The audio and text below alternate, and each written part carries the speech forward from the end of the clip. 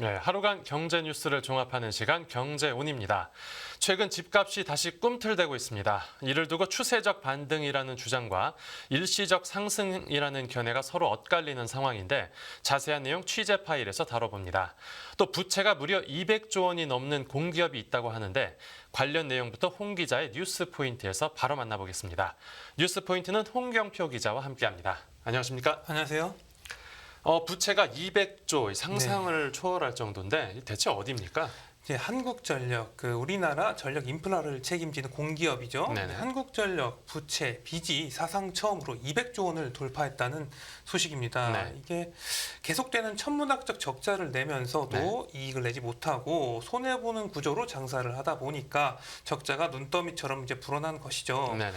올해도 이제 적자가 예상이 되는데 이제 한전이 법적으로 한도에 막혀서 네. 채권을 찍어 돌려막기를 하기 어려워져서 최악의 경우에 정부의 재정 지원이 필요한 초유의 사태가 발생할 수도 있다. 이런 네. 분석이 나오고 있습니다. 네, 그런 초유의 사태가 나오면 안 되겠지만 맞습니다. 지금 구체적인 부채 규모가 얼마입니까? 그러니까 올해 상반기 기준으로 한전의 총 부채는 201조 원에 달했고요. 네네. 이게 현재 주식시장에서 상장된 회사 중에 가장 많습니다. 네. 이 한전 부채는 2020년 말까지는 132조 5천억 원 수준이었는데 네네. 그 지속적으로 증가하다가 이번에 200조 원을 넘겼죠. 그러니까 대략 한 3년 동안 70조 원 가까이 불어난 건데 네. 왜 이렇게 부채가 늘어난 겁니까? 가장 큰 원인은 역시 막대한 손실을 입었기 때문인데요. 네네. 이 공기업 전력 회사니까 네. 적자가 나든 운영은 필수적으로 해야 되는 거잖아요. 그렇겠죠. 네. 그런데 러시아와 우크라이나 전쟁을 계기로 석유, LNG 등 에너지 가격이 급등했지 않습니까? 네. 이 때문에 글로벌 인플레이션이 이제 가속화됐죠. 네. 문제는 이게 국제 에너지 가격 상승분을 그대로 전기료에 전가하기 때 상당히 힘들다는 점입니다. 네. 왜냐하면 공기업이잖아요. 네. 네, 그래서 그러다 보니까 전기료, 전력 판매 단가를 그대로 반영하기 힘들다 보니까 네. 비싸게 사서 싸게 파는 장사를 계속하니까 손해를 볼 수밖에 없겠죠. 네. 네, 그리고 적자가 불어나고 들어오는 네. 돈이 없다 보니까 한전 채권을 찍어서 빚으로 연명하는 이런 상황이 지속이 됐고요. 올해도 그러면 적자는 피할 수 없겠죠? 네, 그렇습니다. 이달 발표된 한전 실적을 보면 네. 올해 2분기에 2조 원이 넘는 또 적자를 봤고요. 네. 2021년 이후 쌓인 한전의 손실은 총 47조 원에 달했습니다. 예. 네, 올해 연간으로는 약 7조 원의 영업 손실이 날 것으로 전망이 되고 네, 있고요. 연간으로만 7조 원의 영업 손실 네네. 꽤 큰데, 그러니까 올해 절반밖에 안 지났는데도 이미 적자가 기정사실화라는 맞습니다. 건데요. 네. 당장 급한 대로 채권을 더 찍으면 안 됩니까? 이게 당장의 이익 전망 봐서는 이제 네. 한전이 채권을 더 찍는 게 무리라고 볼 수가 있는데요. 왜 왜냐하면 그렇습니까? 이게 법적으로 네. 채권 한도가 정해져 있습니다. 아, 예. 이게 한전은 이제 한국전력공사법 일명 한전법에 따라서 네. 원칙적으로 이 자본금과 적립금을 더한 두 합계 5배까지 이제 한전채를 발행할 수가 있어요. 한도가 있어요. 그렇다면 네. 그 법을 바꾸면 되지 않습니까? 네, 그래서 이게 국회에서 지난해 말에 논란이 있었어요. 네. 이게 한전이 위기를 겪자 이게 원래는 아까 5배에서 원래 2배였거든요. 네네. 그런데 이제 한전법을 이제 국회에서 진통 끝에 이제 통과를 시켰어요. 예. 이게 워낙 한전의 적자가 불어나다 보니까 네. 2배에서 5배로 올려놓은 겁니다. 근데 네네. 문제는 이번에 한도가 부족해서 또 늘어난다. 네. 과연 법 개정이 가능한 것이냐? 이것도 상당히 의문이 있는 것이죠. 그러니까 이미 과거의 한도를 한번 네. 늘려놨었네요. 맞습니다. 네. 그래서 이제 구체적으로 얼마나 한전이 채권을 찍을 수 있는지 한번 살펴보면 네. 현재 한전은 지난해 말 기준으로 이제 자본금과 적립금 합계 네. 20조 9,200억 원에 5배 아까 말씀드린 5배까지 104조 6천억 원 가량까지 법적으로 한전채를 발행할 수가 있죠. 네, 이게 네. 104조면 좀 많아 보이긴 하잖아요. 네. 문제는 이게 뭐냐면 시장 전망대로 7조 원의 추가 손실이 예상이 만약 진짜로 날 경우에 네. 이게 손실이 나면 그만큼 자본이 줄기 때문에 네. 네. 이제 아까 말씀드린 자본금과 적립금 20조 9,200억 원에서 네. 7조 원을 빼면 약 14조 원이 되죠. 14조 원 정도 그렇죠? 되네요. 네. 거기에 5배를 곱해야 한도가 나오는 겁니다. 그러니까 손실 난 만큼 이제 한도가 줄어들어서 네, 그러면 14에 곱하면 70조 원 정도 네, 되네. 그렇죠. 한도가 70조 원으로 네, 줄어드는 한도가 게죠. 70조 원. 네. 네. 그래서 지난달 말 기준으로 한전채 발행 잔액이 78조 9천억 원인데 이미 찍어놓은 이미 지금 게 70조 원 넘네요. 네, 이 상태면 채권을 새로 찍기는커녕 지금 네. 가지고 있는 채권도 줄여야 하는 상황이라 아. 한도 초과에 달했다 이렇게 네, 볼 수가 네, 네. 있겠습니다. 이런 시나리오가 이제 현실화하면은 필요할 때 이제 한전채를 찍기 어려워질 수가 있겠고요. 그렇죠. 이후에 또 급하게 네네. 필요할 때가 있는데요. 네, 그래서 올해 찍은 채권을 보면 지금 11조 4천억 원의 한전채를 발행을 했어요. 네네. 이게 전기 구매 대금과 시설 유지, 네. 보수, 투자 등에 썼는데 이 한전이 한 달에 이자로만 지금 2천억 원을 오, 이자도 넘게 상당합니다. 지금 내고 있는 것으로 알고 네. 있습니다. 네. 그래서 만약에 네. 정말 최악의 경우에 네. 이제 정부 돈으로 적자를 보전해야 하는 공기업이니까 네. 예산 편성을 통해서 한전에 자금을 지원해야 하는 상황이 벌어질 수도 있는 아. 것이죠. 이게 그러면 네. 혈세로 적자를 메우는 거잖아요. 어떻게 네, 보면 네. 이게 상당한 논란이 벌어질 수도 있고요. 네, 말씀해주신 대로 그렇게 이제 최악의 경우는 네. 벌어지면 안 되겠지만 해결책은 없습니까? 이 같은 이제 한전의 구조적인 문제잖아요. 사실 네. 이렇게 비싸게 사서 싸게 파는. 네. 그러다 보니까 전기 요금을 더 올려야 된다. 뭐 이런 네. 이야기가 나오고 있는데 네. 이미 지금 작년부터 40%가 넘게 지금 전기 요금이 상반기 올랐거든요. 네. 그렇다면은 지금 안 그래도 물가가 오르고 있는 상황에서 네. 정부가 좀 신중한 태도를 보이고 있고요. 네. 한전도 물론 자구 노력, 뭐 자산 매각 등의 자구 노력은 하고 있으나 네. 이 조 단위의 적자를 보존하기는 쉽지 않아 보이고요. 네. 네, 최근에 유가가 다시 오르고 있지 않습니까? 네. 이제 글로벌 에너지 상황도 좀 지켜봐야 될 것 같습니다. 네, 알겠습니다. 이제 첫 번째 뉴스는 한국전력 부채 관련 소식이었고 다음 뉴스는 어떤 내용입니까? 네, HMM이 이제 시장에 민영화를 위해서 시장에 나왔다 이런 내용인데요. 예. 이제 HMM 우리나라의 대표 해운 기업이죠. 네. 이제 태우나 침체 정부 품에 안겼다가 다시 민영화를 위해서 시장에 매물로 나왔습니다. 이게 시장에 매물로 나온 게 몇 년 만에 나온 겁니까? 이게 그 2016년 이후 7년 만입니다. 예. 이제 과거 현대상선이었던 HMM은 현대그룹의 핵심 계열사였는데요. 네. 이제 2013년 말 유동성 위기로 6조 8천억 원의 공적 자금을 수혈받고 네. 국책은행인 산업은행이 관리를 해왔습니다. 산업은행이 관리를 받다가 7년 만에 매물로 나오게 된 이유는 뭡니까? 그동안에 HMM이 이제 최근에는 잘 나가잖아요. 네. 근데 9년 동안 적자를 냈어요. 예. 네, 그러다가 코로나19로 이제 해상 운임이 폭등했잖아요. 네네. 물류 대란이 발생하면서 네. 그러다 보니까 영업이익을 대규모의 영업이익을 냈습니다. 예. 이제 흑자 전환하고 2021년에는 7조 원을 영업이익을 내서 예. 정상화가 됐죠. 그때는 뭐 흠슬라라고 해가지고 주가도 엄청 상승 곡선을 그렸고요. 네.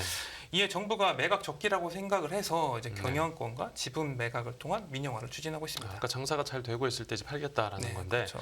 누가 인수할지도 좀 궁금합니다. 네, 그렇죠. 이게 누구 품에 들어갈지가 포인트인데 네.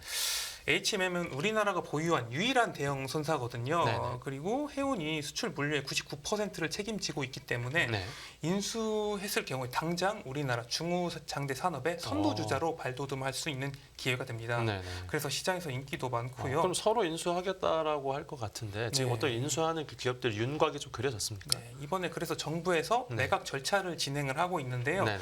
이제 어제 오후 5시까지 네. 매각을 위한 예비 절차를 이제 진행을 했는데요. 예. 이 예비 절차에 들어가지 않으면 진짜 본입찰 네. 네, 이때 못 들어가기 때문에 예. 사실상 후보군이 걸러진 것으로 이제 보입니다. 어디가 들어왔습니까? 지금 네 군데가 들어온 것으로 이제 좀 알려졌는데 네네. 우리나라 기업은 하림과 동원, 네. LX 그룹이 들어왔고요. 네네. 독일 최대 컨테이너 선사인 하팡 로이드가 예비 입찰에 참여한 것으로 전해졌습니다. 외국 기업도 있네요. 네, 맞습니다. 네. 일단은 좀 탐이 나잖아요, 사실. 그렇죠. 네, 그렇겠죠. 그러니까 일단 정부에서 해운을 국가 기관 산업으로 정했기 때문에 예. 네, 이게 독일에게 넘기지는 않을 것이라는 게 시장의 중론이고요. 그거 사실상 3파전이라고 볼 수가 있겠습니다. 외국 독일 기업은 빼고 3파전으로 볼 수 있는 건데, 근데 다들 그 입찰에 참여한 기업들이 뭔가 큰 그림을 그리고서 인수하겠다고 이번에 입찰에 참여를 한 거겠죠? 네, 맞습니다. 일단 하림은 네. 이제 사모펀드 운용사인 JKL 파트너스 컨소시엄을 꾸려가지고 네. 인수전에 뛰어들었는데요. 네네. 해운사인 이제 페노션을 보유하고 있잖아요, 하림이. 네네. 그래서 HMM을 인수함으로써 대형 해운 그룹으로 이제 탈바꿈하겠다 네. 이런 목표를 세웠고요. 네. 이제 동원그룹의 경우는 한국투자금융그룹과 협업하는 구조를 이제 그리고 있습니다. 예. 네, 육상 물류사와 이제 항만 운영사를 가지고 있거든요. 네. 그래서 해운으로 종합 물류그룹으로 거듭나겠다. 뭐 이런 계획도 세웠습니다. 네. LX 그룹은 이제 종합 상사인 LX 인터내셔널을 또 가지고 있지 않습니까? 네. 거기에 운송 대행 업체 LX 판토스도 있어서 네. 이제 HMM을 인수하면 시너지가 좀 기대되는 상황입니다. 아까 말씀해주신 대로 보면 이제 세 기업 모두 다 이제 시너지 효과를 누릴 수 있을 네. 것 같은데 혹시 걸림돌은 없습니까? 이게 지금 인수전에 뛰어든 그룹 이게 이름 들어보면 상당히 좀 중견 기업들이거든요. 네네. 모두 HMM보다 자산 규모가 작아요. 예. 지금 HMM 자산 규모가 한 24조 원 되는데 네. 하림은 17조 17조 원, 네. LX 같은 경우는 이제 11조 원 가량이고요. 아, 네네. 지금 이제 정부는 이제 산업은행과 이제 네. 한국해양진흥공사가 지분을 그러니까 산업은행하고 한국해양진흥공사가 지분을 가지고 있는데 네. 그리고 이제 영구 전환사채, 신주 인수권부 사채, 주식전환분도 한꺼번에 통으로 이제 매각을 하려고 합니다. 정부가 매각 가액만 5조 원에 달하는 것으로 추산이 되는데 네. 이게 총 지분은 약 HMM의 39% 가량이고 아, 이제 네. 경영권도 함께 넘기는 것이죠. 네네.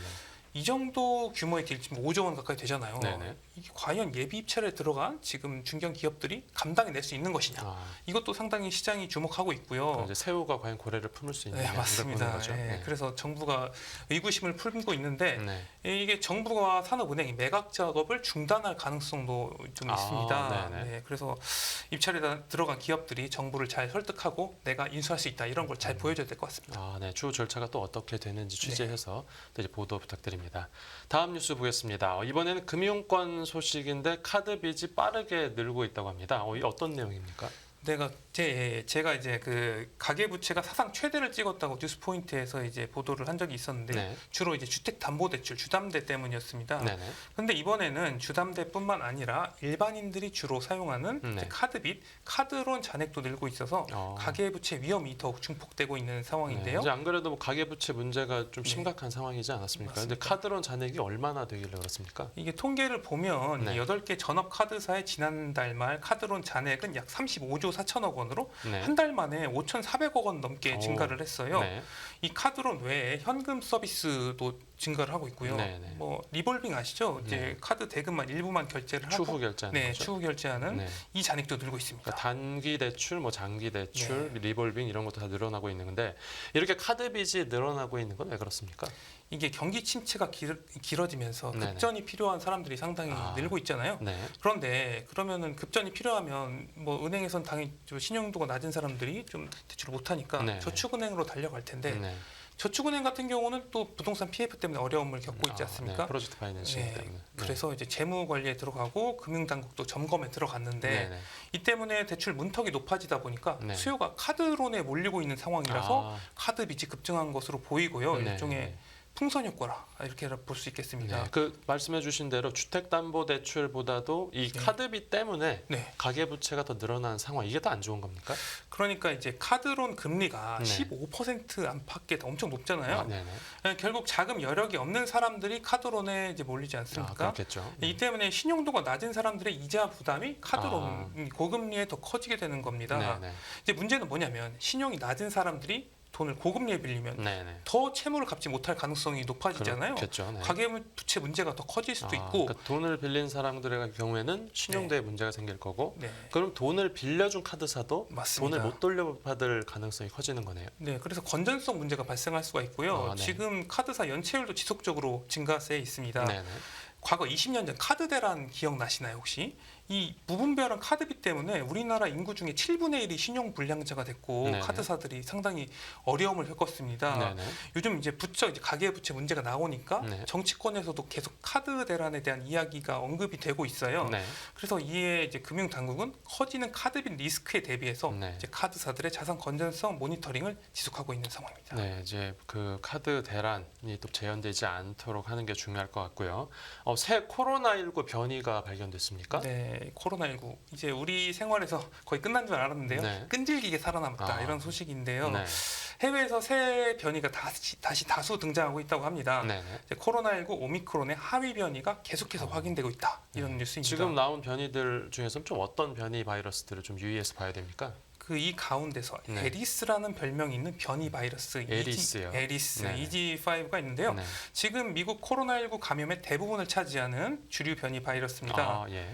에리스는 이전 코로나19에 비해서 네. 감염됐을 때 증상이 더 심각하지는 않은 것으로 보이는데 네. 기존 항체의 내성이 더 강하다고 해요. 중국에서도 이제 에리스가 70%를 넘어서 무세종이 됐습니다. 그러면 항체 내성이 더 강하면 기존의 백신을 맞은 건 효과가 없겠네요. 뭐 좀 떨어질 수 있겠죠. 네. 다른 네네. 그리고 이제 또 면역 회피력이 아까 말씀드렸던 네. 이제 또 항체 면역 회피력이 또 뛰어난 것으로 알려진 네. 오미크론 하이 변이도 새로 등장을 예, 했고요. 또 이달 18일에는 그 WTO가 네네네. 피를라라고 불리는 별칭으로 불리는 네. 변이 또 감시 변이로 지정을 해서 이제 네. 글로벌 차원의 역학 리뷰와 확산 추적을 요청할 예정입니다. 그러면 그 코로나19 초창기 때처럼 네. 혹시 대유행을 좀 걱정해야 되는 상황입니까? 아직은 이제 변이로 인해서 과거 네. 코로나19처럼 네. 감염자와 사망자가 막 대규모로 나오지는 않을 거다. 아, 이런 추측이 많은데요. 네. 그런데 시장은 그렇게 간단하게 보지는 않는 것 같아요. 금융시장 말씀이시죠? 네, 맞습니다. 새로운 이제 코로나19 변이 출현 소식에 네. 노바백스와 모더나, 이제 네. 바이오엔텍 등 미국 코로나19 백신 제조 업체들의 주가가 급등을 했습니다. 네, 바로 반응이 나왔네요. 네, 이들 백신 업체들은 오미크론 하위 변이를 겨냥한 백신 개발을 완료를 했고요. 네네. 미국과 유럽 보건 당국의 승인도 기다리고 있습니다. 이제 아까 말씀드렸던 네. 에리스를 포함한 새 변종에도 좀 효과가 있을 것이다. 아. 이렇게 좀 기대를 하고 있어요. 네.